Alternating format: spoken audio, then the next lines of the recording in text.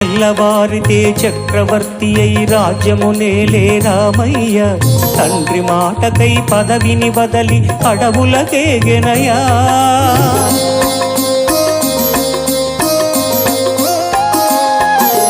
మహిళ జనులను కావగ వచ్చిన మహావిష్ణు అవతారమయ. ఆలిని రక్కసుడపహరించితే ఆక్రోశించెనయా.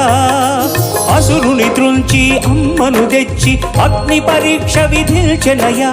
సాకలి నిందకు సత్యము చాటగ కులసతినే విడనాడెనయ. నా రాముని కష్టం లోకంలో ఎవరూ పడలేదయ్యా.